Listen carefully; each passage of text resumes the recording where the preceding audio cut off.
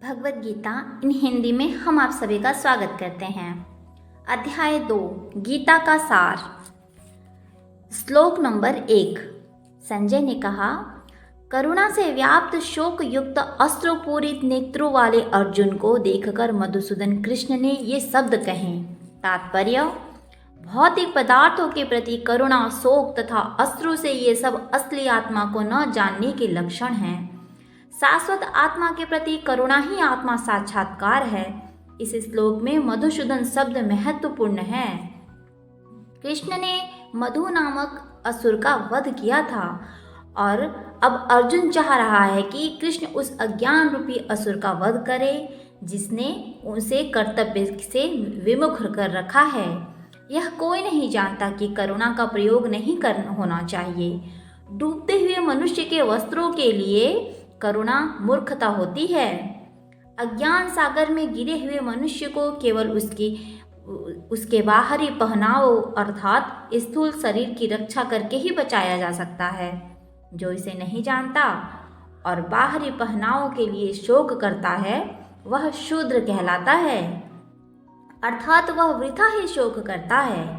अर्जुन तो क्षत्रिय था, अतः उससे ऐसे आचरण की आशा न थी, किंतु भगवान कृष्ण अज्ञानी पुरुष के शोक को विनष्ट कर सकते हैं और इसी उद्देश्य से उन्होंने भगवत गीता का उपदेश दिया।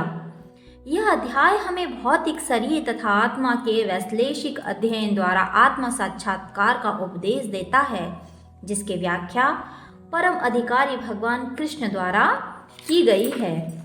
श्लोक नंबर 2।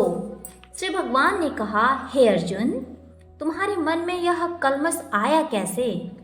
यह उस मनुष्य के लिए तनिक भी अनुकूल नहीं है जो जीवन के मूल्य को जानता हो। इससे उच्च को लोक की नहीं अपितु अपयश की प्राप्ति होती है।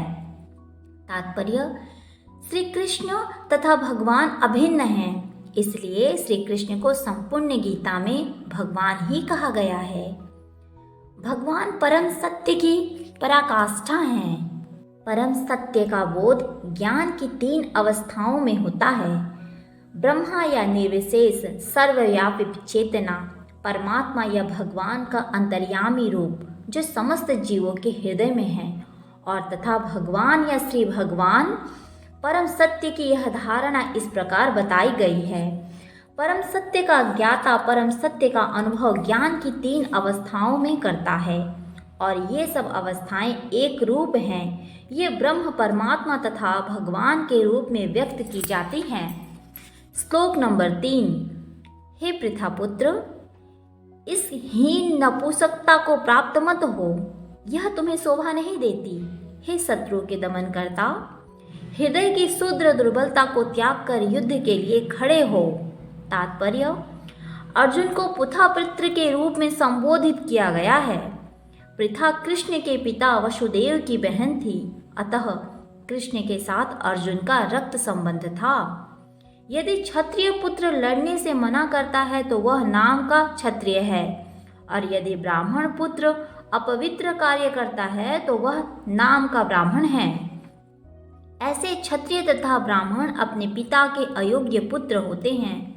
अतः कृष्ण यह नहीं चाहते कि अर्जुन अयोग्य क्षत्रिय पुत्र कहलाए। अर्जुन कृष्ण का घनिष्ठ मित्र था और कृष्ण प्रत्यक्ष रूप से उसके रथ का संचालन कर रहे थे। किंतु इन सब गुणों के होते हुए भी यदि अर्जुन युद्ध भूमि को छोड़ता है तो वह अत्यंत निंदनीय कार्य करेगा। अतः कृष्ण ने कहा है कि ऐसी प्रवृत्ति अर्जुन के व्यक्तित्व को शोभा नहीं देती। अर्जुन यह तर्क कर सकता है कि वह परम पूज्य भीष्म तथा स्वजनों के प्रति उदार दृष्टिकोण के कारण युद्ध भूमि छोड़ रहा है, किंतु कृष्ण ऐसी उदारता को केवल हृदय दौर्बल्य ही मानते हैं। ऐसी झूठी उदारता का अनुमोदन एक ही शास्त्र नहीं करता। अतः अर्जुन कैस जैसे व्यक्ति को कृष्ण के प्रत्यक्ष निर्देशन में ऐसी उदारता या तथाकथित अहिंसा का परित्याग कर देना चाहिए। श्लोक नंबर 4। अर्जुन ने कहा, हे शत्रुहंता, हे मधुसूदन, मैं युद्ध भूमि में किस तरह भीष्म तथा द्रोण जैसे पूजनीय व्यक्तियों पर उलटकर बाण चलाऊंगा। तात्पर्य, भीष्म पितामह तथा द्रोणाचार्य जैसे सम्माननीय व्यक्ति सदैव पूजनीय हैं। यदि वे आक्रमण भी करें तो उन पर उलटकर आक्रमण नहीं करना चाहिए। यह सामान्य शिष्टाचार है कि गुरुजनों में से वायु युद्ध न किया जाए। यहाँ तक कि यदि कभी वे रुक्ष व्यवहार करें तो भी उसे उनके साथ रुक्ष व्यवहार न किया जाए। तो फिर भला अर्जुन उन पर बाण कैसे छोड़ सकता था? क्या कृष्ण कभी अपने पितामह नाना उग्रसेन या अपने आचार्य सांदीपनि मुनि पर हाथ चला सकते हैं? अर्जुन ने कृष्ण के समक्ष ये भी कुछ तर्क प्रस्तुत किए। श्लोक नंबर 5वां। ऐसे महापुरुषों को जो मेरे गुरु हैं, उन्हें मारकर जीने की अपेक्षा इस संसार में भीख मांगकर खाना अच्छा है। भले ही वे सांसारिक लाभ से इच्छुक हों, किंतु हैं तो गुरुजन ही। यदि उनका वध होता है तो हमारे द्वारा भोग्य प्रत्येक वस्तु उनके रक्त से सनी होगी। तात्पर्य, शास्त्रों के अनुसार ऐसा गुरु जो निग्ध कर्म में रत हो और जो विवेक शून्य हो त्याज्य है। दुर्योधन से आर्थिक सहायता लेने के कारण भीष्म तथा द्रोण उसका पक्ष लेने के लिए बाध्य थे। यद्यपि केवल आर्थिक लाभ से ऐसा करने के लिए उचित न था। ऐसी दशा में वे आचार्यों का सम्मान खो बैठे थे। किंतु अर्जुन सोचता है कि इतने पर भी वे उनके गुरुजन हैं, अतः उनका वध करके भौतिक लाभों का भोग करने का अर्थ होगा रक्त से सने अवशेषों का भोग। श्लोक नंबर 6वां। हम यह भी नहीं जानते कि हमारे लिए क्या श्रेष्ठ है, उनको जीतना या उनके द्वारा जीते जाना। यदि हम धृतराष्ट्र के पुत्रों का वध कर देते हैं तो हमें जीवित रहने की आवश्यकता नहीं है। फिर भी वे युद्ध में हमारे समक्ष खड़े हैं। तात्पर्य, अर्जुन की समझ में ये नहीं आ रहा है कि वह क्या करे क्या ना करे, युद्ध करे और अनावश्यक रक्तपात का कारण बने। यद्यपि क्षत्रिय होने के नाते युद्ध करना उसका धर्म है, या फिर वह युद्ध से विमुख होकर भीख मांगकर जीवन यापन करे। यदि वह शत्रु को जीतता नहीं तो जीवन का एकमात्र साधन भिक्षा ही रह जाता है। फिर जीत भी तो निश्चित नहीं है, क्योंकि कोई भी पक्ष विजयी हो सकता है। यदि उसकी विजय भी हो जाए तो यदि धृतराष्ट्र के पुत्र मरते हैं तो उसके बिना रह पाना अत्यंत कठिन हो जाएगा। उस दशा में यह उसकी दूसरे प्रकार की हार होगी। अर्जुन द्वारा व्यक्त इस प्रकार के ये विचार सिद्ध करते हैं कि वह न केवल भगवान का महान भक्त था, अपितु वह अत्यधिक प्रविद्ध और अपने मन तथा इंद्रियों पर पूर्ण नियंत्रण रखने वाला था। राज परिवार में जन्म लेकर भी भिक्षा द्वारा जीवित रहने की इच्छा उसकी विरक्त का दूसरा लक्षण है। ये सारे गुण तथा अपने आध्यात्मिक गुरु श्री कृष्ण के उपदेशों में उसकी श्रद्धा, ये सब मिलकर सूचित करते हैं कि वह सचमुच पुण्यात्मा था। श्लोक नंबर 7वां। अब मैं अपनी कृपण दुर्बलता के कारण अपना कर्तव्य भूल गया हूँ और सारा धैर्य खो चुका हूँ। ऐसी अवस्था में मैं आपसे पूछ रहा हूँ कि जो मेरे लिए श्रेयस्कर हो उसे निश्चित रूप से बताइए। अब मैं आपका शिष्य हूँ और आपका शरणागत हूँ, कृपया मुझे उपदेश दें। तात्पर्य, यह प्राकृतिक नियम है कि भौतिक कार्यकलाप की प्रणाली की हर एक के लिए चिंता का कारण है। पग पग पर उलझन मिलती है, अतः प्रामाणिक गुरु के पास जाना आवश्यक है, जो जीवन के उद्देश्य को पूरा करने के लिए समुचित पथ निर्देश दे सके। समग्र वैदिक ग्रंथ हमें यह उपदेश देते हैं कि जीवन की अनचाही उलझनों से मुक्त होने के लिए प्रामाणिक गुरु के पास जाना चाहिए। ये उलझनें उस दावाग्नि के समान हैं जो किसी के द्वारा लगाए बिना भभक उठती हैं।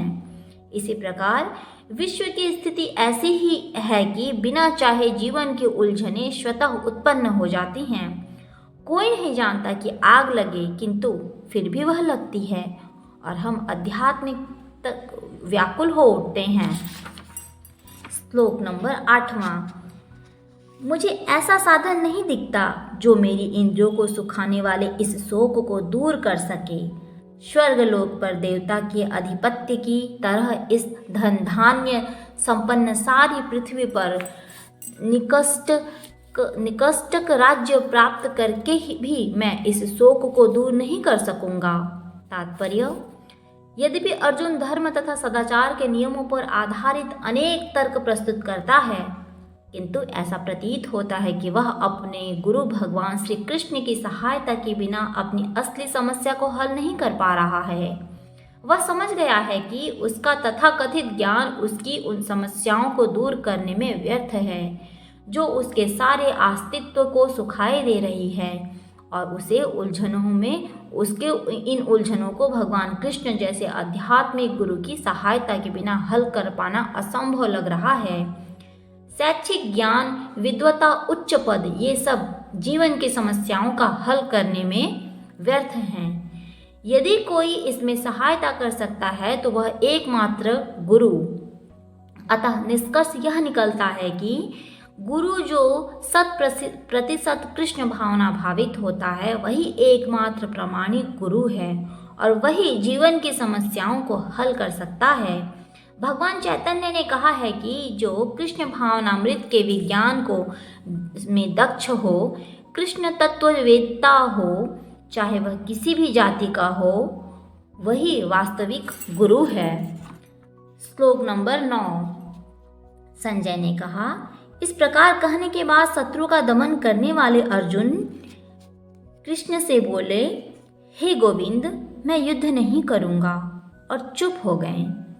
तात्पर्य: धृतराष्ट्र यह जानकर परम प्रसन्नता हुई होगी कि अर्जुन युद्ध न करने के युद्ध भूमि छोड़कर भिक्षाटन करने जा रहा है, किंतु संजय ने उसे पुनः यह कहकर निराश कर दिया कि अर्जुन अपने शत्रुओं को मारने में सक्षम है।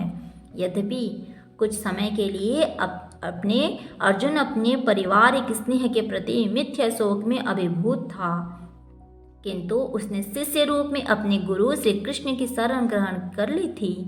इससे सूचित होता है कि वह शीघ्र ही इस शोक से निवृत्त हो जाएगा और आत्म साक्षात्कार या कृष्ण भावनामृत के पुण्य ज्ञान से प्रकाशित होकर पुनः युद्ध करेगा।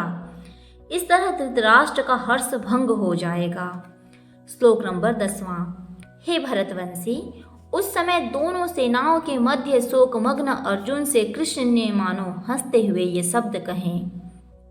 तात्पर्य: दो घनिष्ठ मित्रों अर्थात ऋषिकेश तथा गुड़ाकेश के मध्य वार्ता चल रही थी। मित्र के रूप में दोनों का पद समान था, किंतु इनमें से एक स्वेच्छा से दूसरे का शिष्य बन गया। कृष्ण हंस रहे थे क्योंकि उनका मित्र अब उनका शिष्य बन गया था। सबों के स्वामी होने के कारण वे सदैव श्रेष्ठ पद पर रहते हैं। तो भी भगवान अपने भक्त के लिए सखा, पुत्र या प्रेमी बनना स्वीकार करते हैं, किंतु जब उन्हें गुरु के रूप में अंगीकार कर लिया गया तो उन्होंने तुरंत गुरु की भूमिका निभाने के लिए शिष्य से गुरु की भांति गंभीरतापूर्वक बात जैसे कि अपेक्षित है।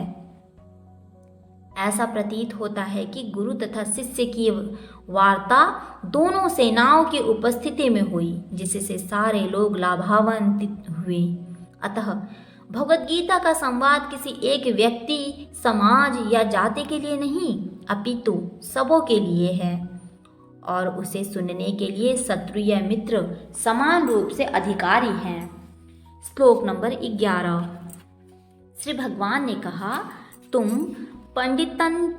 पांडित्यपूर्ण वचन कहते हुए उनके लिए शोक कर रहे हो जो शोक करने योग्य नहीं हैं। जो विद्वान होते हैं वे न तो जीवित के लिए न ही मृत्यु के लिए शोक करते हैं।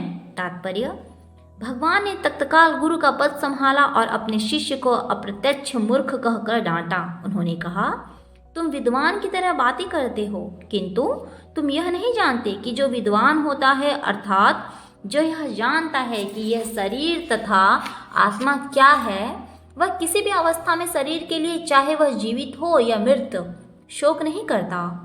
अगले अध्याय में यह स्पष्ट हो जाएगा कि ज्ञान का अर्थ पदार्थ तथा आत्मा एवं इन दोनों के नियम को जानना है। अर्जुन का तर्क था कि राजनीतिक या सामाजिक अपेक्षा धर्म को अधिक महत्व मिलना चाहिए, किंतु उसे यह ज्ञात न था कि पदार्थ, आत्मा तथा परमेश्वर का ज्ञान धार्मिक सूत्रों से भी अधिक महत्वपूर्ण है।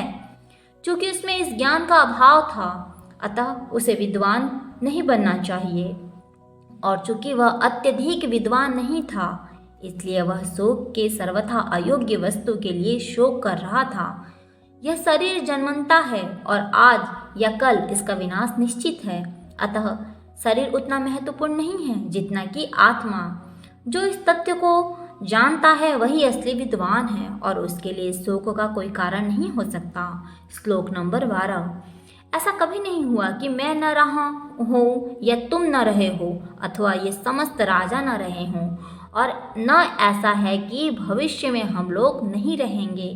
तात्पर्य, वेदों में, कठोपनिषद में तथा श्वेताश्वर उपनिषद में भी कहा गया है कि जो श्री भगवान असंख्य जीवों के कर्म तथा कर्मफल के अनुसार उनकी अपनी अपनी परिस्थितियों में पालक हैं, वही भगवान अंश रूप में हर जीव के हृदय में वास करते हैं। केवल साधु पुरुष जो एक ही ईश्वर को भीतर बाहर देख सकते हैं, पूर्ण एवं शाश्वत शांति प्राप्त कर सकते हैं। जो वैदिक ज्ञान अर्जुन को प्रदान किया गया है वही विश्व के उन समस्त पुरुषों को प्रदान किया जाता है। और जो विद्वान होने का दावा तो करते हैं, किंतु जिनकी ज्ञान राशि न्यून है, भगवान यह स्पष्ट करते हैं कि वे स्वयं अर्जुन तथा युद्ध भूमि में एकत्र सारे राजा शाश्वत प्राणी हैं, पर एकत्र सारे राजागण शाश्वत पुरुष हैं। ऐसा नहीं है कि वे भूतकाल में प्राणियों के रूप में अलग अलग उपस्थित नहीं थे, और ऐसा भी नहीं है कि वे शाश्वत पुरुष बने नहीं रहेंगे। उनका अस्तित्व भूतकाल में था और भविष्य में भी निर्बाध रूप से बना रहेगा, अतः किसी के लिए शोक करने की कोई बात नहीं है। श्लोक नंबर 13। जिस प्रकार शरीरधारी आत्मा इस वर्तमान शरीर में बाल्यावस्था से तरुणावस्था और फिर वृद्धावस्था में निरंतर अग्रसर होता रहता है, उसी प्रकार मृत्यु होने पर आत्मा दूसरे शरीर में चला जाता है, और धीर व्यक्ति ऐसे परिवर्तन से मोह को प्राप्त नहीं होता। तात्पर्य, प्रत्येक जीव एक व्यष्टि आत्मा है। वह प्रतिक्षण अपना शरीर बदलता रहता है, कभी बालक के रूप में, कभी युवा तथा कभी वृद्ध पुरुष के रूप में, तो भी आत्मा वही रहता है, उसमें कोई परिवर्तन नहीं होता। यह व्यक्ति आत्मा मृत्यु होने पर अनंत गोत्वा एक शरीर बदलकर दूसरे शरीर में देहांतरण कर जाता है, और चूंकि अगले जन्म में इसको शरीर मिलना असंभवाभावी है, चाहे वह शरीर आध्यात्मिक हो या भौतिक। अतः अर्जुन के लिए न तो भीष्म न ही द्रोण के लिए शोक करने का कोई कारण था, अपितु उसे प्रसन्न होना चाहिए कि वे अपने पुराने शरीर को बदलकर नए शरीर ग्रहण करेंगे, और इस तरह वे नई शक्ति प्राप्त करेंगे। श्लोक नंबर 14।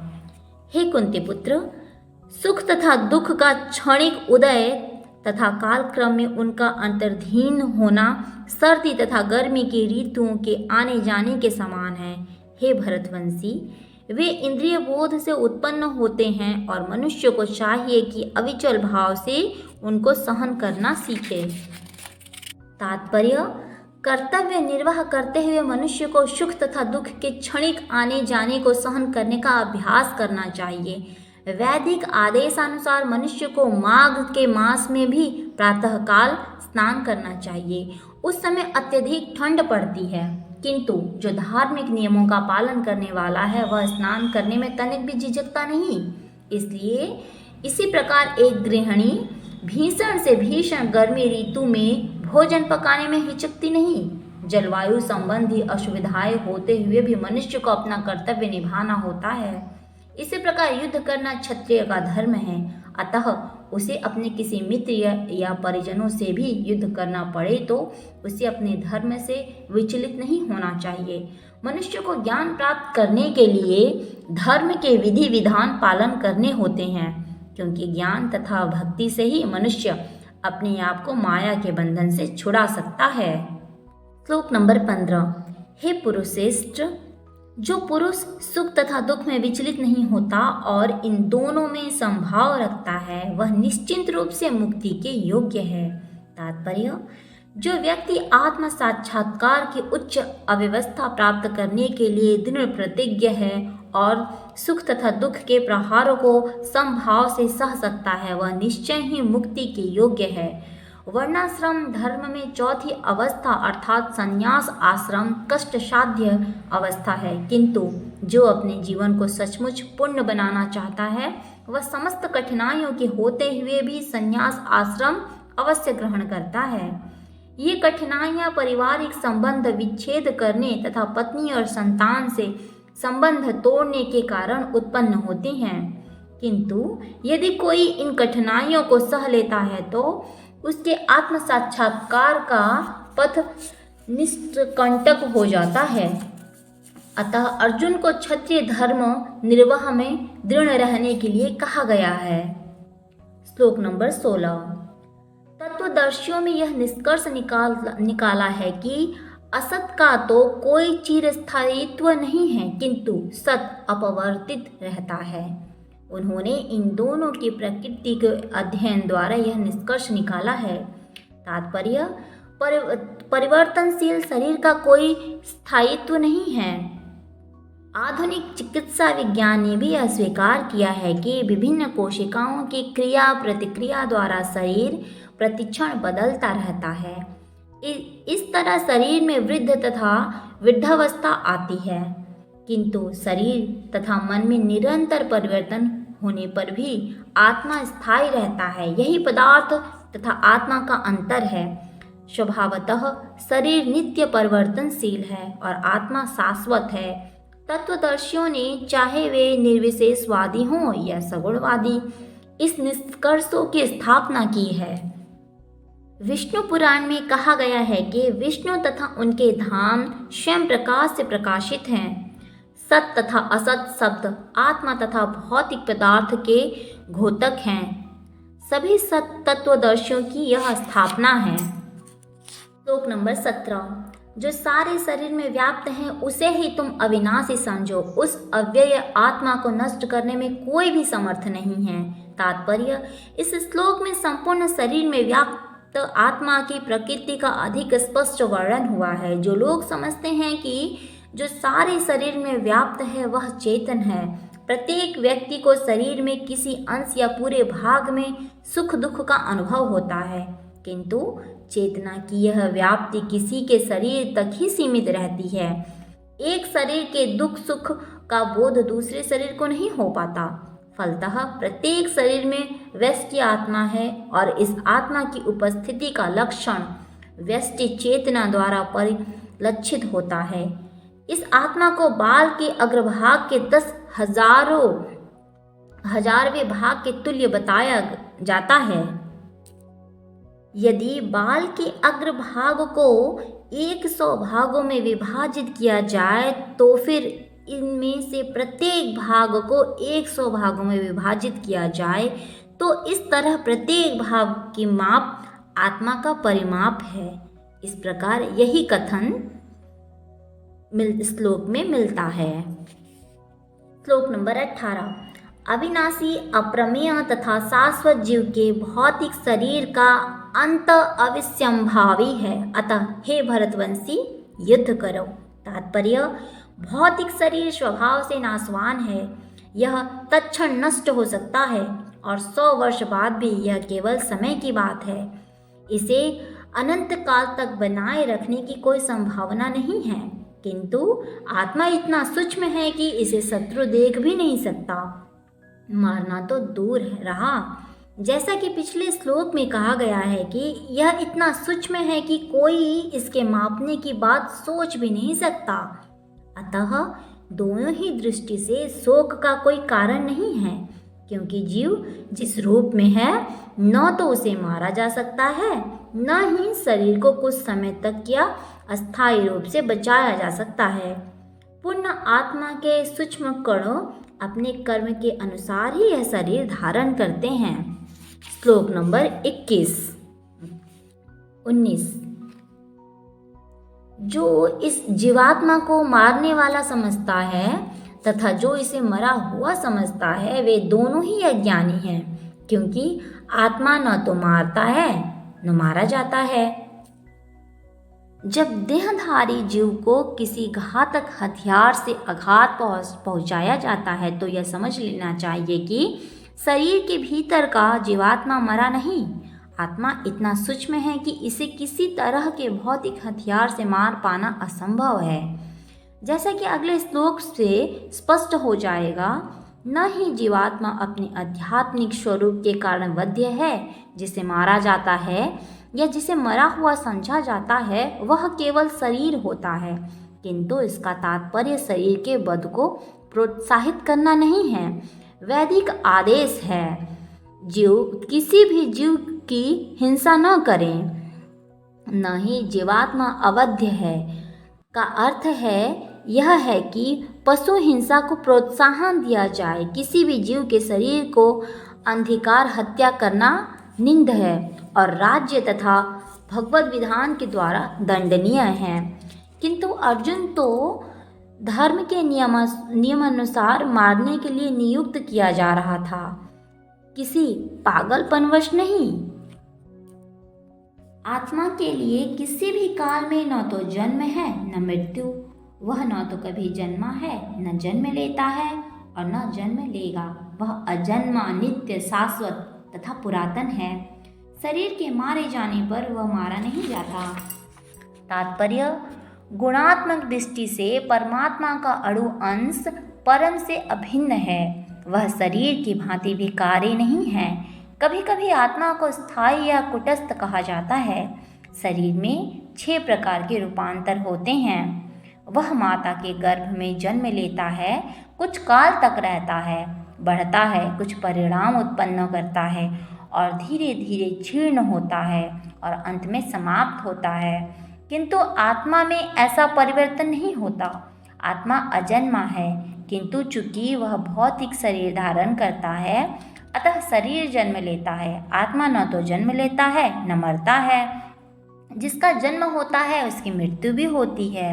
चूंकि आत्मा जन्म नहीं लेती अतः इसका न तो भूत है न वर्तमान या भविष्य।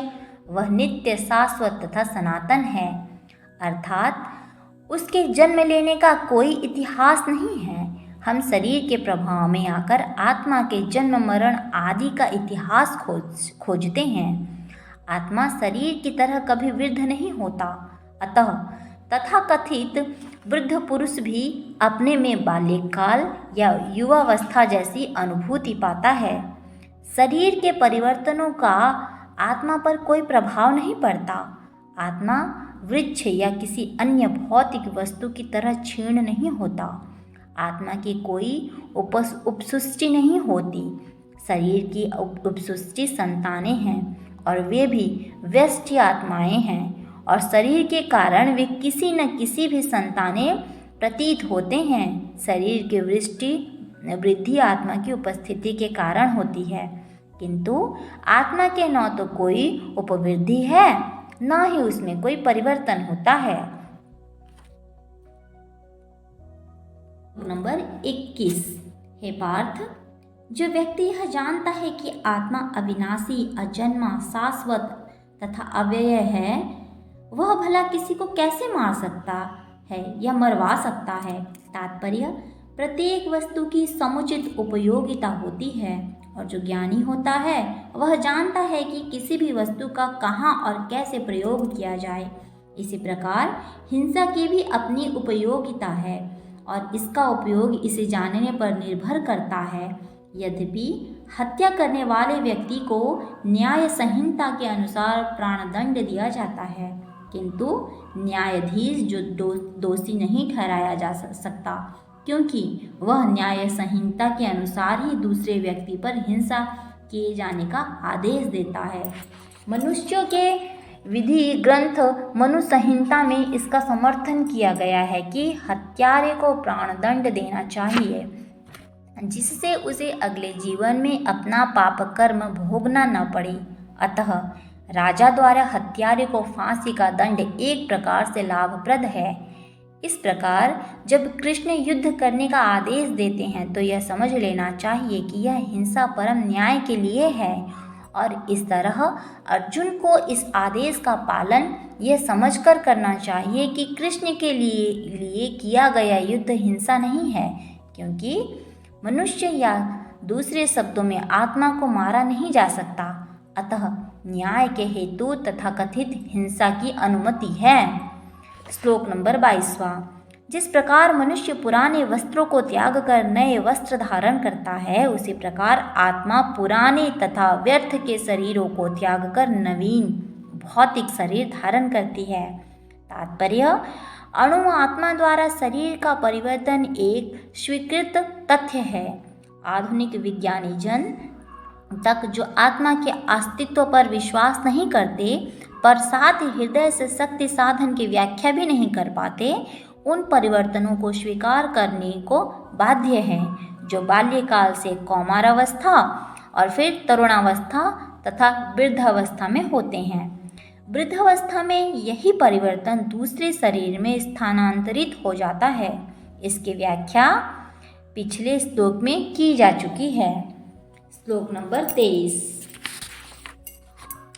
यह आत्मा न तो कभी किसी शस्त्र द्वारा खंड खंड किया जा सकता है, न अग्नि द्वारा जलाया जा सकता है, और न जल द्वारा भिगोया जा सकता है, और न ही वायु द्वारा सुखाया जा सकता है।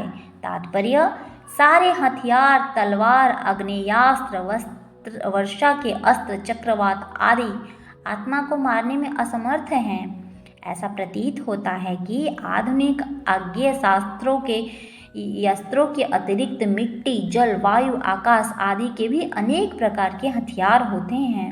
यहाँ तक कि आधुनिक युग के नाभिकीय हथियारों की गणना भी अनेक यात्रों में की जाती है, किंतु पूर्व काल में विभिन्न पार्थिव तत्वों से बने हुए हथियार होते थे। अग्नियास्त्रों का सामना जल के हथियारों से किया जाता था, जो आधुनिक विज्ञान के लिए अज्ञात है। आधुनिक विज्ञान की चक्रवात हथियारों का भी पता नहीं है।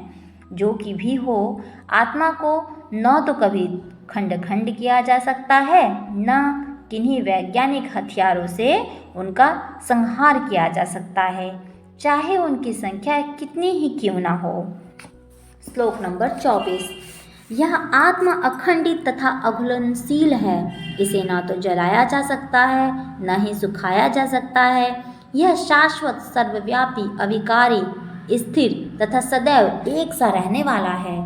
तात्पर्य, अणु आत्मा के इतने सारे गुण यही सिद्ध करते हैं कि आत्मा पूर्ण आत्मा का अणु अंश है और बिना किसी परिवर्तन के निरंतर उसी तरह बना रहता है। इस प्रसंग में अद्वैतवाद को व्यवहित करना कठिन है, क्योंकि अणु आत्मा कभी भी परम आत्मा के साथ मिलकर एक नहीं हो सकता। भौतिक कलमश से मुक्त होकर अणु आत्मा भगवान के तेज की किरणों की आध्यात्मिक स्फुलिंग बनकर रहना चाह सकता है, किंतु बुद्धिमान जीव को भगवान की संगति करने के लिए वैकुंठ लोक में प्रवेश करता है। श्लोक नंबर 25। यह आत्मा अव्यक्त, अकल्पनीय तथा अपरिवर्तनीय कहा जाता है। यह जानकर तुम्हें शरीर के लिए शोक नहीं करना चाहिए। तात्पर्य, जैसा कि पहले कहा जा चुका है, आत्मा इतना सूक्ष्म है कि इसे सर्वाधिक शक्तिशाली सूक्ष्मदर्शी यंत्र से भी नहीं देखा जा सकता। अतः यह अदृश्य है। जहाँ तक आत्मा के अस्तित्व या संबंध है, श्रुति के प्रमाण के अतिरिक्त अन्य किसी प्रयोग द्वारा इसके अस्तित्व को सिद्ध नहीं किया जा सकता। हमें इस सत्य को स्वीकार करना पड़ता है क्योंकि अनुभव गम्य सत्य होते हुए भी आत्मा के अस्तित्व को समझने के लिए कोई अन्य साधन नहीं है। हमें अनेक बातें केवल उच्च प्रमाणों के आधार पर माननी पड़ती हैं। कोई भी अपनी माता के आधार पर अपने पिता के अस्तित्व को स्वीकार नहीं कर सकता। पिता के स्वरूप को जानने का साधन एकमात्र प्रमाण माता है। इसी प्रकार वेदाध्ययन के अतिरिक्त आत्मा को समझने का अन्य उपाय नहीं है। दूसरे शब्दों में, आत्मा मानवीय व्यवहारिक ज्ञान द्वारा अकल्पनीय है। श्लोक नंबर 26। किंतु यदि तुम यह सोचते हो कि आत्मा सदा जन्म लेती है तथा सदा मरती है, तो भी हे महाबाहु, तुम्हारे शोक करने का कोई कारण नहीं है। तात्पर्य, सदा से दार्शनिक का एक ऐसा वर्ग चला आ रहा है जो बौद्धों के ही समान यह नहीं मानता कि शरीर के परे भी आत्मा का स्वतंत्र अस्तित्व है। ऐसा प्रतीत होता है कि जब भगवान कृष्ण ने भगवद गीता का उपदेश दिया तो ऐसे दार्शनिक विद्वान थे जो लोकायतीत तथा वैभाषिक नाम से जाने जाते थे। ऐसे दार्शनिकों का मत है कि जीवन के लक्षण भौतिक संयोग की एक परिपक्वतावस्था में ही घटित होते हैं।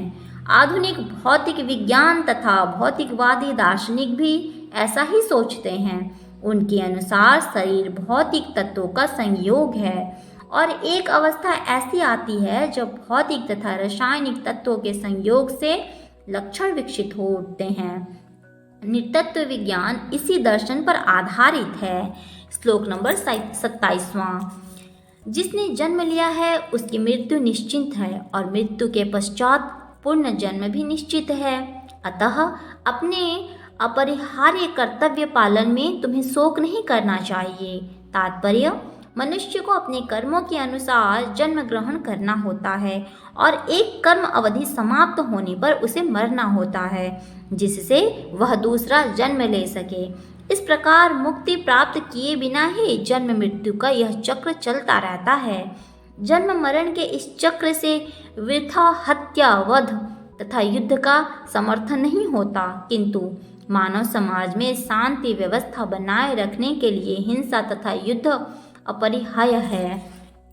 श्लोक नंबर 28। सारे जीव प्रारंभ में अव्यक्त रहते हैं, मध्य अवस्था में व्यक्त होते हैं, विनष्ट होने पर पुनः अव्यक्त हो जाते हैं।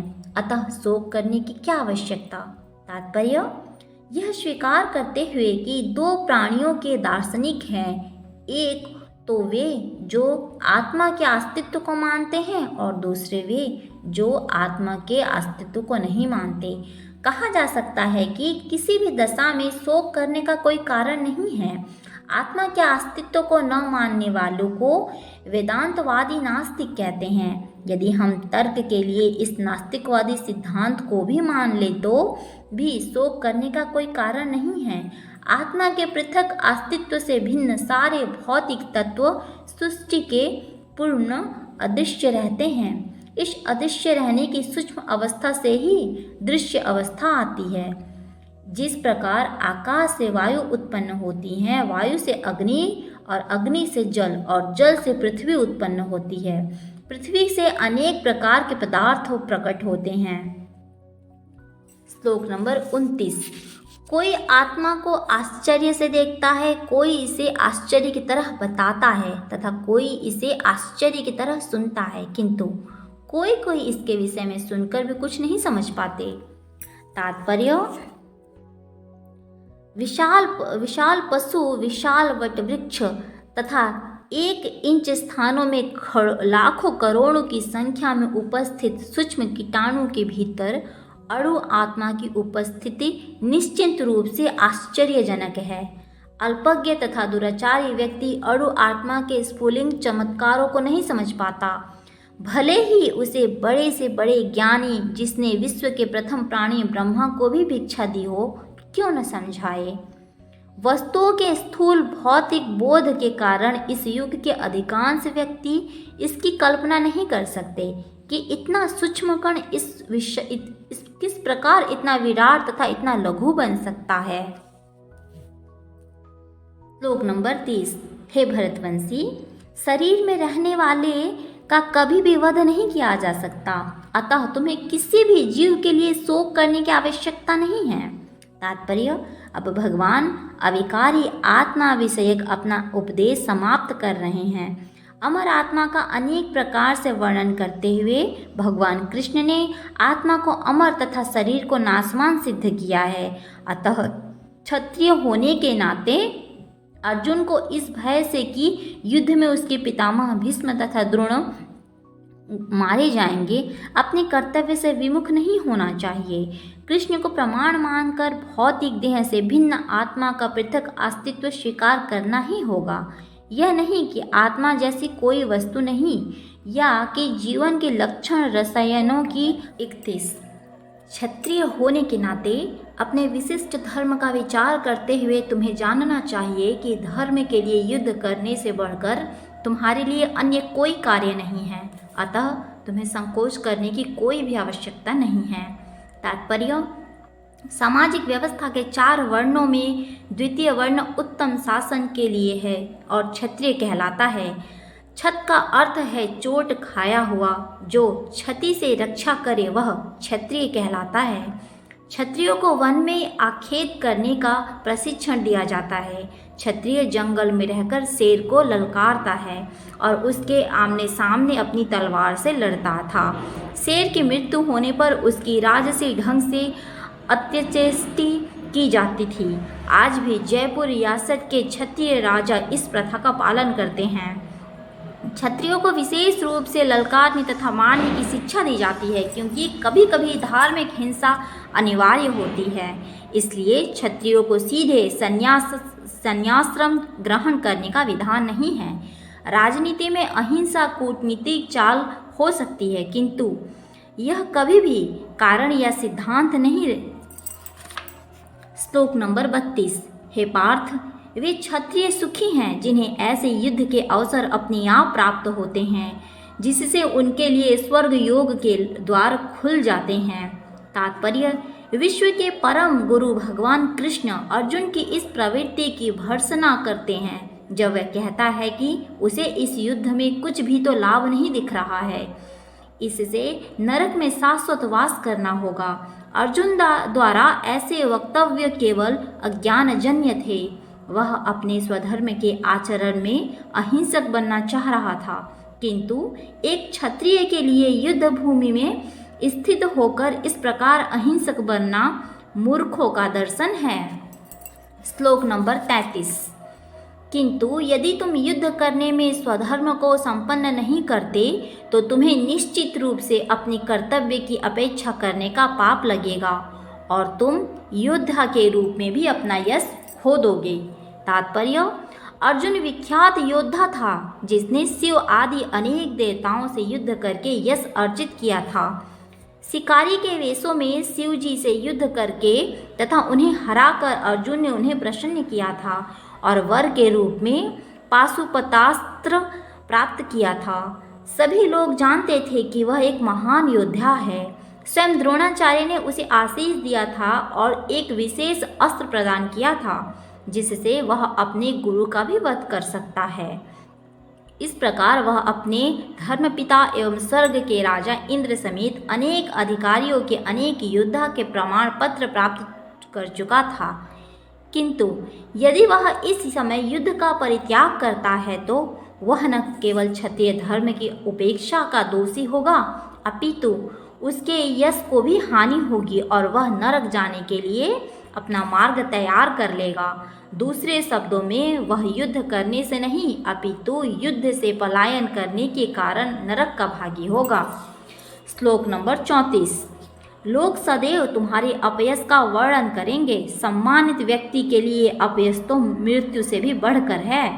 तात्पर्य: अब अर्जुन के मित्र तथा गुरु के रूप में भगवान कृष्ण अर्जुन को युद्ध से विमुख न होने का अंतिम निर्णय देते हैं।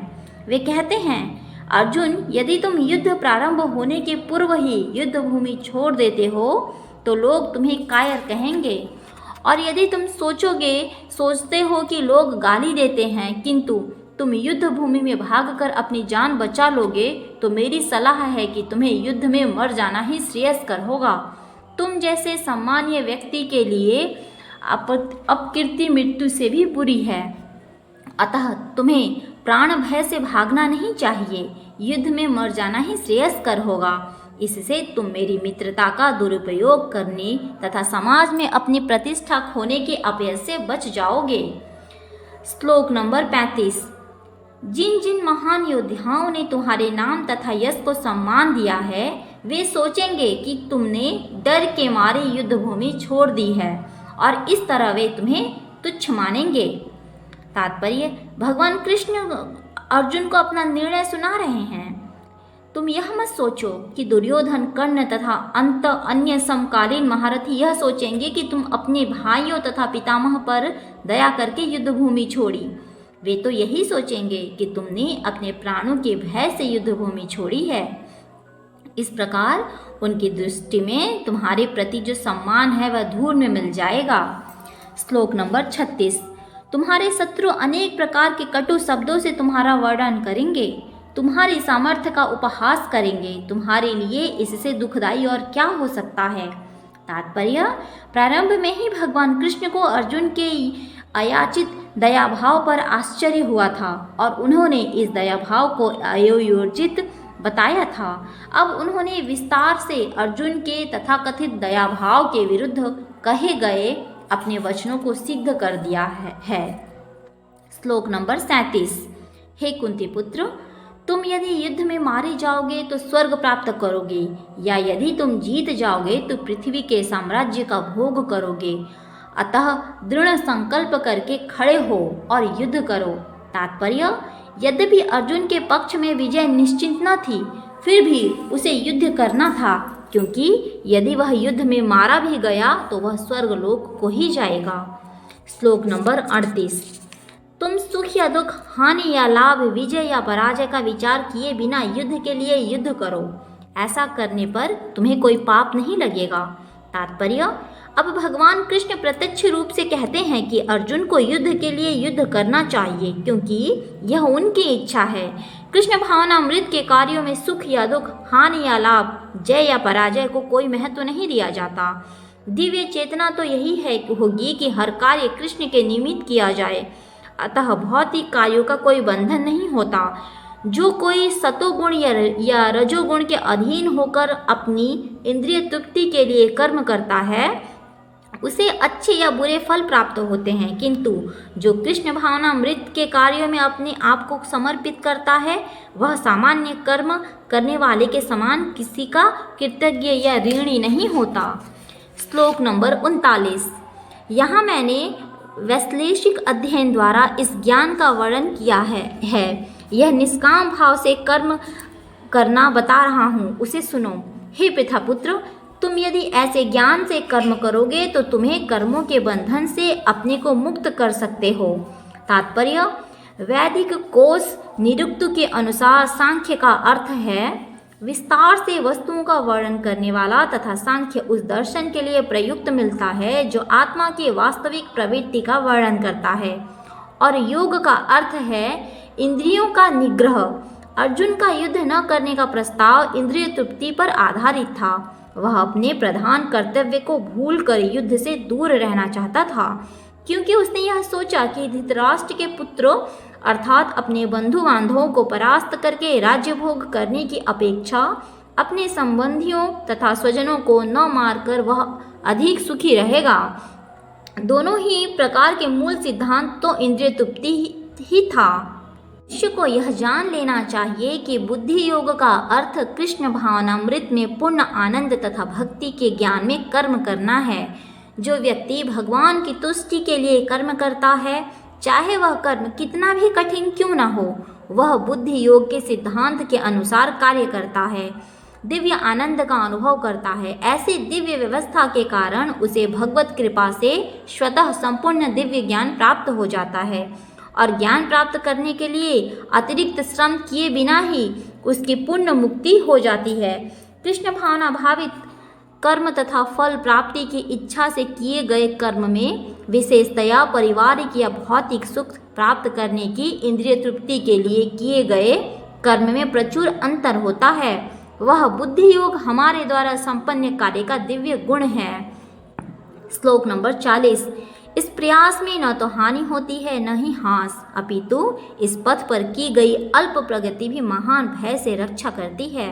तात्पर्य, कर्म का सर्वोच्च दिव्य गुण है। कृष्ण भावनामृत में कर्म या इंद्रिय तृप्ति की आशा न करके कृष्ण के हित में कर्म करना, ऐसे कर्म का लघु आरंभ होने पर भी कोई बाधा नहीं होती। न कभी इस आरंभ का विनाश होता है। भौतिक स्तर पर प्रारंभ किए जाने वाले किसी भी कार्य को पूरा करना होता है, अन्यथा सारा प्रयास निष्फल हो जाता है। किंतु कृष्ण भावनामृत में प्रारंभ किए जाने वाला कोई भी कार्य अधूरा रहकर भी स्थायी प्रभाव डालता है। अतः ऐसे कर्म करने वाले को कोई हानि नहीं होती। श्लोक नंबर 41। जो इस मार्ग पर चलते हैं वे प्रयोजन में दृढ़ रहते हैं और उनका लक्ष्य भी एक होता है। हे कुरुनंदन, जो दृढ़ प्रतिज्ञ नहीं है उनकी बुद्धि अनेक शाखाओं में विभक्त रहती है।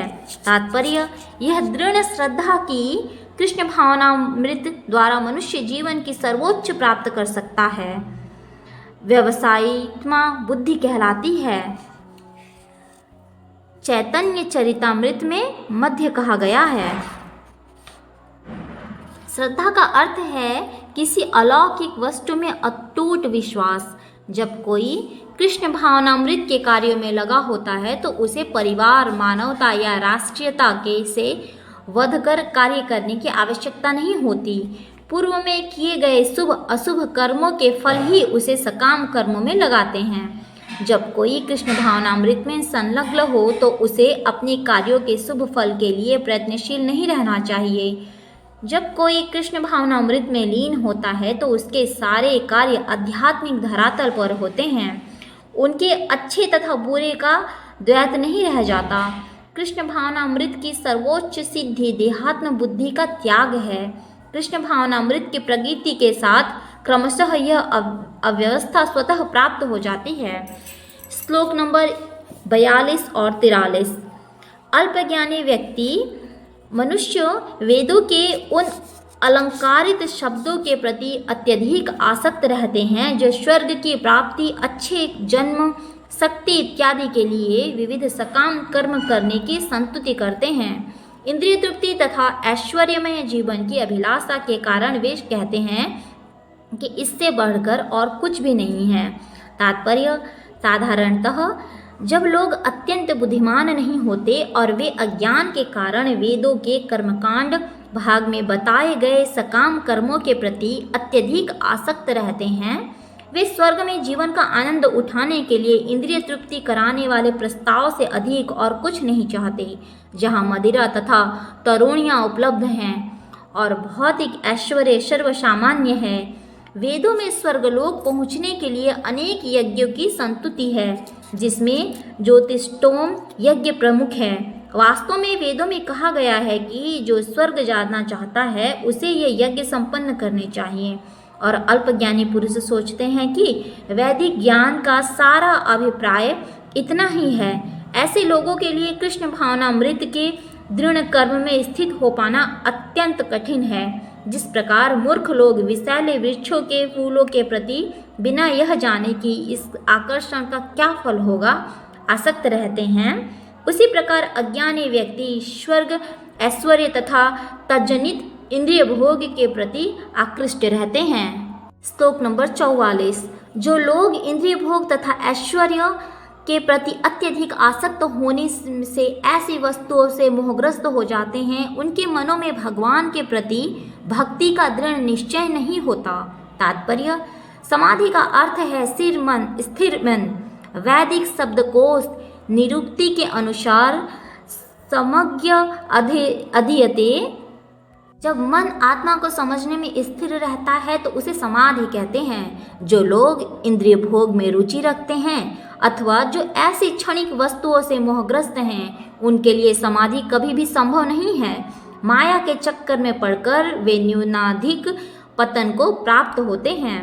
श्लोक नंबर 45। वेदों में मुख्यतः प्रकृति के 3 गुणों का वर्णन हुआ है। हे अर्जुन, इन तीनों गुणों से ऊपर उठो, समस्त द्वैतों और लाभ तथा सुरक्षा की सारी चिंताओं से मुक्त होकर आत्मपरायण बनो। तात्पर्य, सारे भौतिक कार्यों में प्रकृति के 3 गुणों की क्रियाएं तथा प्रतिक्रियाएं निहित होती हैं। इनका उद्देश्य कर्मफल होता है जो भौतिक जगत के बंधन का कारण है। वेदों में मुख्यतः सकाम कर्मों का वर्णन है, जिससे सामान्य जन क्रमशः इंद्रिय तृप्ति के क्षेत्र से उठकर आध्यात्मिक धरातल पर पहुंच सकते हैं। कृष्ण अपने शिष्य तथा मित्र के रूप में अर्जुन को सलाह देते हैं कि वे वेदांत दर्शन के आध्यात्मिक पद तक ऊपर उठें, जिसका प्रारंभ ब्रह्म जिज्ञासा अथवा परम आध्यात्मिकता पर प्रश्नों से होता है। श्लोक नंबर 46। एक छोटे से कूप का सारा कार्य एक विशाल जलाशय से तुरंत पूरा हो जाता है। इसी प्रकार वेदों के आंतरिक तात्पर्य जानने वाले को उसके सारे प्रयोजन सिद्ध हो जाते हैं। तात्पर्य: वेदों के कर्मकांड विभाग में वर्णित अनुष्ठानों एवं यज्ञों का ध्येय आत्म साक्षात्कार के क्रमिक विकास को प्रोत्साहित करना है और आत्म साक्षात्कार का ध्येय भगवद गीता के 15वें अध्याय में स्पष्ट किया गया है। वेद अध्ययन का ध्येय जगत के आदि कारण भगवान कृष्ण को जानना है। अतः आत्म साक्षात्कार का अर्थ है कृष्ण को तथा उनके साथ अपने शाश्वत संबंध को समझना। कृष्ण के साथ जीवों के संबंध का भी उल्लेख भगवद गीता के 15वें अध्याय में हो चुका है। जीवात्माएं भगवान के अंश स्वरूप हैं, अतः प्रत्येक जीव द्वारा कृष्ण भावनामृत को जागृत करना वैदिक ज्ञान की सर्वोच्च पुण्यस्था है। श्लोक नंबर 47। तुम्हें अपना कर्म करने का अधिकार है, किंतु कर्म के फल तुम नहीं हो के अधिकारी तुम नहीं हो। तुम न तो कभी अपने आप को अपने कर्म के फलों का कारण मानो, न ही कर्म करने में कभी आसक्त हो। तात्पर्य: यहाँ पर 3 विचारणीय बातें हैं। कर्म, विकर्म तथा अकर्म वे कार्य हैं जिसका आदेश प्रकृति के गुणों के रूप में प्राप्त किया जाता है। अधिकारी की संपत्ति के बिना किए गए कर्म विकर्म कहलाते हैं और अकर्म का अर्थ है अपने कर्मों को न करना। भगवान ने अर्जुन को उपदेश दिया कि वह निष्क्रिय न हो, अपितु फल के प्रति आसक्त हुए बिना अपना कर्म करे। कर्म फल के प्रति आसक्त करने वाला ही कर्म का कारण है। इस तरह वह ऐसे फल कर्मों का भोगता है। श्लोक नंबर 48। हे अर्जुन, जय अथवा पराजय की समस्त आसक्ति त्याग कर संभावना से अपना कर्म करो। ऐसी समता योग कहलाती है। तात्पर्य: कृष्ण अर्जुन से कहते हैं कि वह योग में स्थिर होकर कर्म करें। और योग है क्या? योग का अर्थ है सदैव चंचल रहने वाली इंद्रियों को वश में रखते हुए परम तत्व में मन को एकाग्र करना। और परम तत्व कौन है? भगवान ही परम तत्व हैं। चूंकि वे स्वयं अर्जुन को युद्ध करने के लिए कह रहे हैं, अतः अर्जुन को युद्ध के फल से कोई सरोकार नहीं है। जय या पराजय कृष्ण के लिए विचारणीय है। अर्जुन को तो बस कृष्ण के निर्देशानुसार कर्म करना है। श्लोक नंबर 49। हे धनंजय, भक्ति के द्वारा समस्त गहित कर्मों से दूर रहो और उसी भाव से भगवान की शरण ग्रहण करो। जो व्यक्ति अपने सकाम कर्म फलों को भोगना चाहते हैं वे कृपण हैं। तात्पर्य: जो व्यक्ति भगवान के दास रूप में अपने स्वभाव को समझ लेता है, वह कृष्ण भावनामृत में स्थित रहने के अतिरिक्त सारे कर्मों को छोड़ देता है। जीव के लिए ऐसी भक्ति कर्म का सही मार्ग है। केवल कृपण ही अपने सकाम कर्मों का फल भोगना चाहते हैं, किंतु इससे वे भव बंधन में और अधिक फंसते जाते हैं। कृष्ण भावनामृत के अतिरिक्त जितने भी कर्म संपन्न किए जाते हैं वे गहित हैं, क्योंकि इससे कर्ता जन्म मृत्यु के चक्र में लगातार फंसा रहता है। श्लोक नंबर 50। भक्ति में संलग्न मनुष्य इस जीवन में ही अच्छे तथा बुरे कर्मों से अपने को मुक्त कर लेता है। अतः योग के लिए प्रयत्न करो, क्योंकि सारा कार्य कौशल यही है। तात्पर्य: जीवात्मा अनादिकाल से अपने अच्छे तथा बुरे कर्म के फलों को संचित करता रहा है। फलतः वह निरंतर अपने स्वरूप से अनभिज्ञ बना रहा है। इस अज्ञान को भगवद गीता के उपदेश से दूर किया जा सकता है। यह हमें पूर्ण रूप से भगवान श्री कृष्ण के शरण में जाने तथा जन्म जन्मांतर तक कर्म फल की श्रृंखला का शिकार बनने में से मुक्त करने का उपदेश देती हैं। अतः अर्जुन को कृष्ण भावनामृत में कार्य करने के लिए कहा गया है, क्योंकि कर्म फल के शुद्ध होने की यही प्रक्रिया है। श्लोक नंबर 51। इस तरह भगवत भक्ति में लगे रहकर बड़े बड़े ऋषि मुनि अथवा भक्तगण अपने आप को इस भौतिक संसार में कर्म के फलों से मुक्त कर लेते हैं। इस प्रकार वे जन्म मृत्यु के चक्कर से छूट जाते हैं और भगवान के पास जाकर उस व्यवस्था को प्राप्त कर लेते हैं जो समस्त दुखों से परे होता है। मुक्त जीवों का संबंध उस स्थान से होता है जहाँ भौतिक कष्ट नहीं होते हैं। जिसने उस भगवान के चरण कमल रूपी नाव को ग्रहण कर लिया है वो दृश्य जगत के आश्रय हैं और मुकुंद नाम से विख्यात हैं, अर्थात मुक्ति के दाता हैं। उसके लिए यह भवसागर गोखुर में समाये जल के समान है। उसका लक्ष्य परम पदम है, अर्थात वह स्थान जहाँ भौतिक कष्ट नहीं है या कि वैकुंठ है, वह स्थान नहीं जहाँ पद पद पर संकट है। श्लोक नंबर 52। जब तुम्हारी बुद्धि मोह रूपी बंधन वन को पार कर जाएगी तो तुम सुने हुए तथा सुनने योग्य सबके प्रति अन्यमनस्क हो जाओगे। तात्पर्य, भगवत भक्तों के जीवन में ऐसे अनेक उदाहरण प्राप्त हैं जिन्हें भगवत भक्ति के कारण वैदिक कर्मकांड से विरक्ति हो गई है। जब मनुष्य श्री कृष्ण को तथा उनके साथ अपने संबंध को वास्तविक रूप से समझ लेता है तो वह सकाम कर्मों के अनुष्ठानों के प्रति पूर्णतया अन्यमनस्क हो जाता है, भले ही वह अनुभवी ब्राह्मण ही क्यों न हो। भक्त परंपरा के महान भक्त तथा आचार्य श्री माधवेंद्र पुरी का कहना है, हे मेरी त्रिकाल प्रार्थनाओं तुम्हारी जय हो, हे स्नान तुम्हें प्रणाम है, हे देव पितृगण अब मैं आप लोगों के लिए तर्पण करने में असमर्थ हूँ। अब तो जहाँ भी बैठता हूँ यादव कुल वंशी हंस के हंता श्री कृष्ण का ही स्मरण करता हूँ और इस तरह मैं अपने पापमय बंधन से मुक्त हो सकता हूँ। मैं सोचता हूँ कि यही मेरे लिए पर्याप्त है। श्लोक नंबर 53। जब तुम्हारा मन वेदों की अलंकारमयी भाषा से विचलित न हो और वह आत्म साक्षात्कार की समाधि में स्थिर हो जाए तब तुम्हें दिव्य चेतना प्राप्त हो जाएगी। तात्पर्य, कोई समाधि में है, इस कथन का अर्थ यह होता है कि पूर्णतया कृष्ण भावना भावित है, अर्थात उसने पूर्ण समाधि में ब्रह्म परमात्मा तथा भगवान को प्राप्त कर लिया है। आत्म साक्षात्कार की सर्वोच्च सिद्धि यह जान लेना है कि मनुष्य कृष्ण का शाश्वत दास है और उसका एकमात्र कर्तव्य कृष्ण भावनामृत में अपने सारे कर्म करना है। श्लोक नंबर 54। अर्जुन ने कहा, हे कृष्ण, अध्यात्म लीन चेतना वाले व्यक्ति के क्या लक्षण हैं? यह कैसे बोलता है तथा उसकी भाषा क्या है? वह किस तरह बैठता है और किस तरह चलता है? तात्पर्य, जिस प्रकार प्रत्येक व्यक्ति की उसकी विशिष्ट स्थिति के अनुसार कुछ लक्षण होते हैं, उसी प्रकार कृष्ण भावना भावित पुरुष का भी विशिष्ट स्वभाव होता है, यथा उसका बोलना, चलना, सोचना आदि। जिस प्रकार धनी पुरुष के कुछ लक्षण होते हैं जिससे वह धनवान जाना जाता है, ठीक जिस तरह रोगी अपने रोग के लक्षणों के रूप में जाना, विद्वान अपने गुणों से विद्वान जाना जाता है, उसी तरह कृष्ण की दिव्य चेतना से युक्त व्यक्ति अपने विशिष्ट लक्षणों से जाना जाता है। इस लक्षणों को भगवद गीता से जाना जा सकता है, किंतु सबसे महत्वपूर्ण बात यह है कि कृष्ण भावना भावित व्यक्ति किस तरह बोलता है, क्योंकि उसकी वाणी ही किसी मनुष्य का सबसे महत्वपूर्ण गुण है।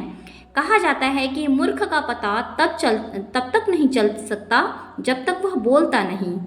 एक बने ठने मूर्ख को तब तक नहीं पहचाना जा सकता जब तक वह बोले नहीं, किंतु बोलते ही उसका यथार्थ रूप प्रकट हो जाता है।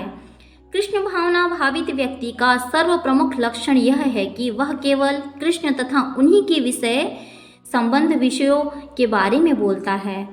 फिर तो अन्य लक्षण स्वतः प्रकट हो जाते हैं कि जिनका उल्लेख आगे किया गया है। श्लोक नंबर 55। श्री भगवान ने कहा, हे पार्थ, जब मनुष्य मनोधर्म से उत्पन्न होने वाले इंद्रिय तृप्ति की समस्त कामनाओं का परित्याग कर देता है और जब इस तरह से विशुद्ध हुआ उसका मन आत्मा में संतोष प्राप्त करता है तो वह विशुद्ध दिव्य चेतना को प्राप्त कहा जाता है।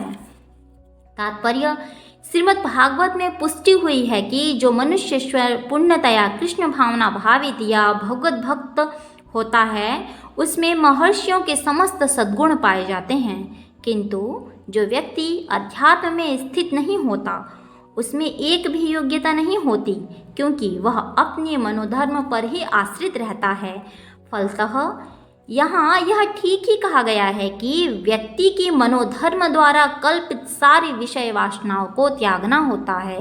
कृत्रिम साधन से इनको रोक पाना संभव नहीं है, किंतु यदि कोई कृष्ण भावनामृत में लगा हो तो सारी विषय वासनाएं स्वतः बिना किसी प्रयास के दब जाती हैं।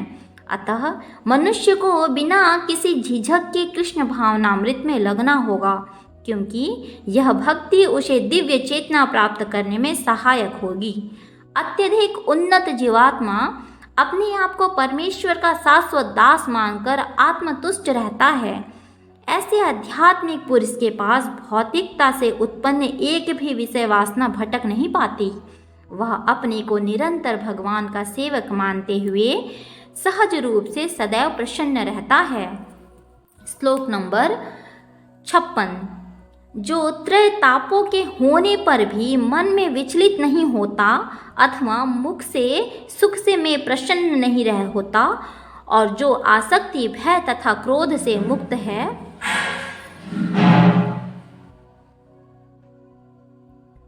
वह स्थिर मन वाला मुक्ति कहलाता है। मुनि शब्द का अर्थ है वह जो शुष्क चिंतन के लिए मन को अनेक प्रकार से उद्वेलित करे किंतु किसी तथ्य पर न पहुंच सके। कहा जाता है कि प्रत्येक मुनि का अपना अपने दृष्टिकोण होता है और जब तक एक मुनि अन्य मुनियों से भिन्न न हो तब तक उसे वास्तविक मुनि नहीं कहा जा सकता।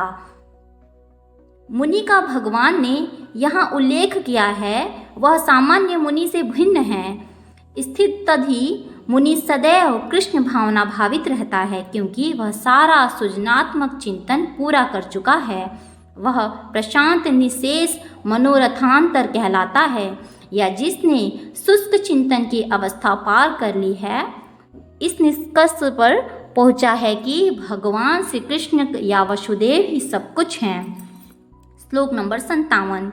इस भौतिक जगत में जो व्यक्ति न तो शुभ की प्राप्ति से हर्षित होता है और न अशुभ के प्राप्त होने पर उसे घृणा करता है, वह पूर्ण ज्ञान में स्थिर होता है।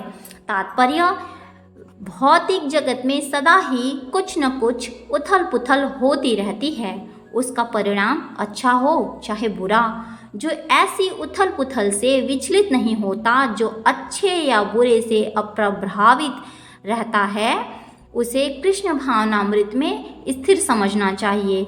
जब तक मनुष्य इस भौतिक संसार में है तब तक अच्छाई या बुराई की संभावना रहती है, क्योंकि यह संसार द्वैत से पूर्ण है।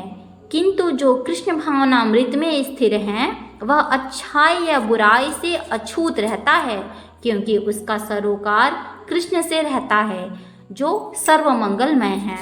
ऐसे कृष्ण भावनामृत में मनुष्य पुण्य ज्ञान की स्थिति प्राप्त कर लेता है, जिसे समाधि कहते हैं। श्लोक नंबर 58। जिस प्रकार कछुआ अपने अंगों को संकुचित करके खोल के भीतर कर लेता है, उसी तरह जो मनुष्य अपने इंद्रियों को इंद्रिय विषयों से खींच लेता है वह पुण्य चेतना में दृढ़तापूर्वक स्थिर होता है। तात्पर्य, किसी योगी भक्त या आत्मसिद्ध व्यक्ति की कसौटी यह है कि वह अपनी योजना के अनुसार इंद्रियों को वश में कर सके, किंतु अधिकांश व्यक्ति अपनी इंद्रियों के दास बने रहते हैं और इंद्रियों के ही कहने पर चलते हैं। यह है उत्तर इस प्रश्न का कि योगी किस प्रकार स्थित होता है। इंद्रियों की तुलना विषैले सर्पों से की गई है। वे अत्यंत स्वतंत्रतापूर्वक तथा बिना किसी नियंत्रण को के कर्म करना चाहते हैं। योगी या भक्त को इन सर्पों को वश में करने के लिए एक सपेरे की भांति अत्यंत प्रबल होना चाहिए। वह उन्हें कभी भी कार्य करने की छूट नहीं देता। शास्त्रों में अनेक आदेश हैं, उसमें से कुछ करो तथा कुछ न करो से संबंध है। जब तक कोई इन करो या न करो का पालन नहीं कर पाता और इंद्रिय भोग पर संयम नहीं बरतता, तब तक उसका कृष्ण भावनामृत में स्थिर हो पाना असंभव है। यहाँ पर सर्वश्रेष्ठ उदाहरण कछुए का है। वह किसी भी समय अपने अंग समेट सकता है और पुनः विशिष्ट उपदेशों से उन्हें प्रकट कर सकता है। इस प्रकार कृष्ण भावना भावित व्यक्तियों की इंद्रियां भी केवल भगवान की विशिष्ट सेवाओं के लिए काम आती हैं, अन्यथा उनका संकोच कर लिया जाता है। अर्जुन को उपदेश दिया जा रहा है कि वह अपने इंद्रियों को आत्मतुष्टि में न करके भगवान की सेवा में लगाए। अपनी इंद्रियों को सदैव भगवान की सेवा में लगाए रखना कर्म द्वारा प्रस्तुत हस्तांत के अनुरूप है, जो अपनी इंद्रियों को समेटे रखता है। श्लोक नंबर 59। देहधारी जीव इंद्रिय भोग से भले ही निवृत्त हो जाएं या उसमें इंद्रिय भोगों की इच्छा बनी रहती है, लेकिन उत्तम रस के अनुभव होने से ऐसे कार्यों को बंद करने पर वह भक्ति में स्थिर हो जाता है। तात्पर्य, जब कोई अध्यात्म को प्राप्त न हो तब तक इंद्रिय भोग से विरक्त होना असंभव है। विधि विधानों द्वारा इंद्रिय भोग को संयमित करने की विधि वैसी ही है जैसे किसी रोगी के किसी भोज्य पदार्थ खाने पर प्रतिबंध लगाना, किंतु इससे रोगी की न तो भोजन के प्रति रुचि समाप्त होती है और न वह ऐसा प्रतिबंध लगाया जाना चाहता है। इसी प्रकार अल्पज्ञानी व्यक्तियों के लिए इंद्रिय संयम के लिए अष्टांग योग जैसी विधि की संस्तुति की जाती है, जिसमें यम, नियम, आसन, प्राणायाम, प्रत्याहार, धारणा, ध्यान आदि सम्मिलित हैं। किंतु जिसने कृष्ण भावनामृत के पथ पर प्रगति के क्रम में परमेश्वर कृष्ण के सौंदर्य का रसास्वादन कर लिया है, उसे जड़ भौतिक वस्तुओं में कोई रुचि नहीं रह जाती। अतः आध्यात्मिक जीवन में ये सारे प्रतिबंध अल्पज्ञानी नवदीक्षितों के लिए हैं। ऐसे प्रतिबंध कभी तक ठीक हैं जब तक कृष्ण भावनामृत में रुचि जागृत हो जाती, और जब वास्तव में रुचि जग जाती है तो मनुष्य में स्वतः ऐसी वस्तुओं के प्रति अरुचि उत्पन्न हो जाती है। श्लोक नंबर 60। हे अर्जुन, इंद्रियां इतनी प्रबल तथा वेगवान हैं कि वे उस विवेकी पुरुष के मन को भी बलपूर्वक हर लेती हैं जो उन्हें वश में करने का प्रयत्न करता है। तात्पर्य, अनेक विद्वान और ऋषि, दार्शनिक तथा अध्यात्मवादी इंद्रियों को वश में करने का प्रयत्न करते हैं, किंतु उसमें से बड़ा भी कभी कभी विचलित मन के कारण इंद्रिय भोग का लक्ष्य बन जाता है। यहाँ तक कि विश्वामित्र जैसे महर्षि तथा पूर्ण योगी को भी मेनका के साथ विषय भोग में प्रवृत्त होना पड़ा। यद्यपि वे इंद्रिय निग्रह के लिए कठिन तपस्या तथा योग कर रहे थे।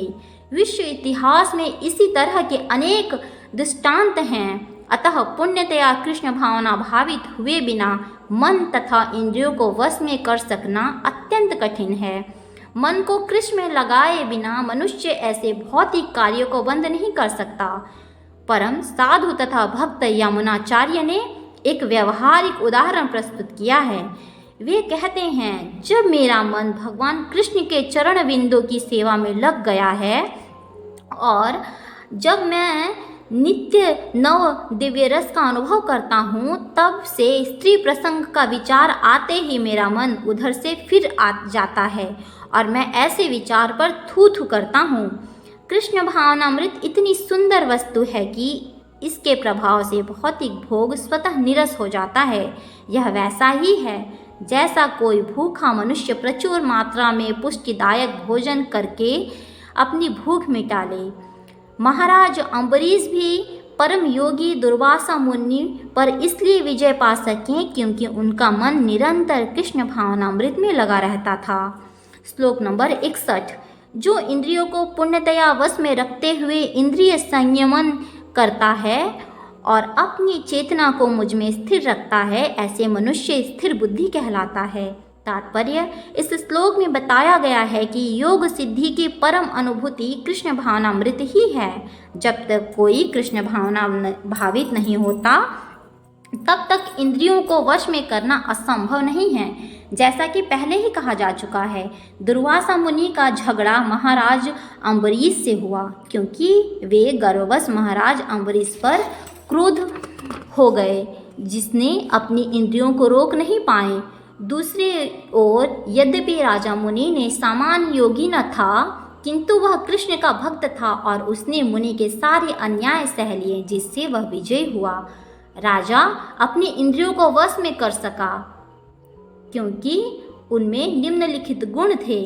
राजा अम्बरीश ने अपना मन भगवान कृष्ण के चरण बिंदों पर स्थिर कर दिया था, अपनी वाणी भगवान के धाम की चर्चा करने में लगा दी थी, अपने कानों को भगवान की लीलाएं सुनने में, अपने हाथों को भगवान का मंदिर साफ करने में, अपनी आंखों को भगवान का स्वरूप देखने में, अपने शरीर को भक्त के शरीर का स्पर्श करने में, अपनी नाक को भगवान के चरण बिंदों पर भेंट किए गए पुष्पों की गंध सूंघने में, अपनी जीभ को उन्हें अर्पित तुलसी दलों का आस्वाद करने में, अपने पाँव को जहाँ जहाँ भगवान के मंदिर हैं उन स्थानों की यात्रा करने में, अपने सिर को भगवान को नमस्कार करने में तथा अपनी इच्छाओं को भगवान की इच्छाओं को पूरा करने में लगा दिया। और इन गुणों के कारण वे भगवान के मत पर भक्त बनने के योग्य हो गए। श्लोक नंबर 62। इंद्रिय विषयों का निरंतर चिंतन करते हुए मनुष्य उसमें आसक्ति उत्पन्न हो जाती है और ऐसे आसक्ति से काम उत्पन्न होता है और फिर काम से क्रोध प्रकट होता है। तात्पर्य, जो मनुष्य कृष्ण भावना भावित नहीं है उसमें इंद्रिय विषयों के चिंतन से भौतिक इच्छाएं उत्पन्न होती हैं। इंद्रियों को किसी न किसी कार्य में लगे रहना चाहिए। यदि वे भगवान के दिव्य प्रेम भक्ति में नहीं लगी रहेंगे तो वे निश्चय ही भौतिकतावाद में लगाना चाहिए। इस भौतिक जगत में हर एक प्राणी इंद्रिय विषयों के अधीन है, यहाँ तक कि ब्रह्मा तथा शिव जी भी। तो स्वर्ग के अन्य देवताओं के विषय में क्या क्या कहा जा सकता है। इस संसार के जंजाल से निकलने का एकमात्र उपाय है कृष्ण भावना भावित होना। शिव ध्यान मग्न थे, किंतु जब पार्वती ने विषय भोग के लिए उन्हें उत्तेजित किया तो वे सहमत हो गए, जिसके फलस्वरूप कार्तिकेय का जन्म हुआ। इसी प्रकार तरुण भगवत भक्त हरिदास ठाकुर को माया देवी ने अवतार ने मोहित करने का प्रयास किया, किंतु विशुद्ध कृष्ण भक्ति के कारण इस कसौटी में खरे उतरे, जैसा कि यमुनाचार्य के उपयुक्त श्लोक में बताया जा चुका है। श्लोक नंबर 63। क्रोध से पूर्ण मोह उत्पन्न होता है और मोह से स्मरण शक्ति का विभ्रम हो जाता है। जब स्मरण शक्ति भ्रमित हो जाती है तो बुद्धि नष्ट हो जाती है और बुद्धि नष्ट होने पर मनुष्य भवकूप में पुनः गिर जाता है। तात्पर्य, कृष्ण भावनामृत के विकास से मनुष्य जान सकता है कि प्रत्येक वस्तु का उपयोग भगवान की सेवा के लिए ही किया जा सकता है। जो कृष्ण भावनामृत के ज्ञान से रहित है वे कृत्रिम ढंग से भौतिक मनुष्य के बचने का प्रयास करते हैं। फलतः वे भव बंधन से मोक्ष की कामना करते हुए वैराग्य की चरम अवस्था को प्राप्त नहीं कर पाते। उनका तथाकथित वैराग्य फल्गु अर्थात गौण कहलाता है। इसके विपरीत कृष्ण भावना भावित व्यक्ति जानता है कि प्रत्येक वस्तु का उपयोग भगवान की सेवा में किस प्रकार किया जाए, फलतः वह भौतिक चेतना का शिकार नहीं होता। श्लोक नंबर 64। किंतु समस्त राग तथा द्वेष से मुक्त एवं अपनी इंद्रियों को संयम द्वारा वश में करने में समर्थ व्यक्ति भगवान की पुण्य कृपा प्राप्त कर सकता है। तात्पर्य, यह पहले ही बताया जा चुका है कि कृत्रिम विधि से इंद्रियों पर बाह्य रूप से निरंतर किया जा सकता है, किंतु जब तक इंद्रियां भगवान की दिव्य सेवा में नहीं लगाई जाती तब तक नीचे गिरने की संभावना बनी रहती है। यद्यपि पुण्यतया कृष्ण भावना भावित व्यक्ति ऊपर से विषयी स्तर पर क्यों न दिखे, किंतु कृष्ण भावना भावित होने से वह विषय कर्मों में आसक्त नहीं होता। उसका एकमात्र उद्देश्य तो कृष्ण को प्रसन्न करना होता है, अन्य कुछ भी नहीं। श्लोक नंबर 65। इस प्रकार से कृष्ण भावना अमृत में तुच्छ व्यक्ति के लिए संसार के तीनों पाप नष्ट हो जाते हैं और ऐसी तुच्छ चेतना होने पर उसकी बुद्धि शीघ्र ही स्थिर हो जाती है। श्लोक नंबर 66। जो कृष्ण भावनामृत में परमेश्वर से संबंधित नहीं हैं, उनकी न तो बुद्धि दिव्य होती है और न ही मन स्थिर होता है, जिसके बिना शांति की कोई संभावना नहीं होती। शांति के बिना सुख हो भी कैसे सकता है? तात्पर्य, कृष्ण भावना भावित हुए बिना शांति की कोई संभावना नहीं हो सकती। 5वें अध्याय में इसकी पुष्टि की गई है। जब मनुष्य यह समझ लेता है कि कृष्ण ही यज्ञ तथा तपस्या के उत्तम फलों का एकमात्र भोक्ता है और समस्त ब्रह्मांड के स्वामी हैं तथा वे समस्त जीवों के असली मित्र हैं, तभी उसे वास्तविक शांति मिल सकती है। श्लोक नंबर 67। जिस प्रकार पानी में तैरती नाव को प्रचंड वायु दूर बहा ले जाती है, उसी प्रकार विचरणशील इंद्रियों में से कोई एक जिस पर मन निरंतर लगा रहता है, मनुष्य की बुद्धि को हर लेता है।